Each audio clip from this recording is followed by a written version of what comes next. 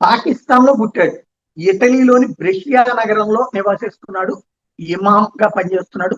Ali Cauchy Pakistan లో పుట్టి ఈ ప్రశాంత జీవనం కోసం అంటూ ఇటలీ పోయాడు. వెళ్ళి ఈ అలీ కాషికు అక్కడ ఒక కారు పూత కూశాడు. 9 ఏళ్ల అమ్మాయిని కూడా అమ్మాయికి పెళ్లి చేసుకునే హక్కు ముస్లింకి ఉంది.